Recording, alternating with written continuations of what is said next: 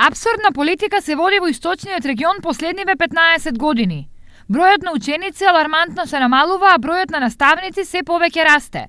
Вкупно за 15 години бројот на ученици во поголемите општини од истокот се намалил за дури 2500, што е рамно на 2 генерации ученици во град како Штип, а во исто време бројот на наставници се зголемил за 53. По општини, Берово за 15 години загубил 531 ученик, а добил 9 наставници повеќе. Виница останала без 533 ученици, а вработила 3 нови наставници. Македонска Каменица има минус 117 ученици, а плюс 5 наставници. Штип е со 955 ученици помалку и 12 наставници повеќе. Бројот на паралелките беа со повеќе, односно квотата беше со 34 ученика. Значи во сите смерови, како во електро, така и во машинскиот смер, имаше статистички по 34 ученика. Последниве години бројот на ученици се намалува така да во одредени паралелки, во одредени смерови, бројот на ученици денес можеме да најдеме паралелки по 20 до 25 ученика. Најдраматична состојбата е во Делчево, каде има 388 ученици помалку, а дури 24 наставници повеќе.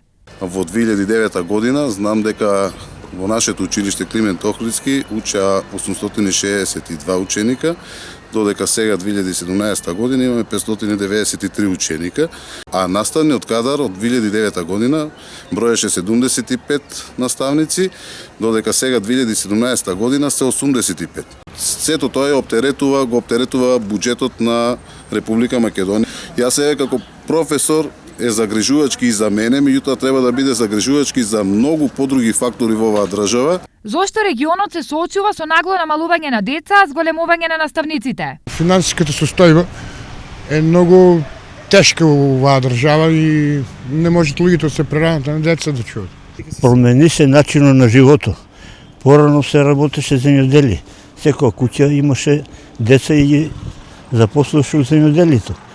Моментално е избегава младите по странство, останаваме само ние старите.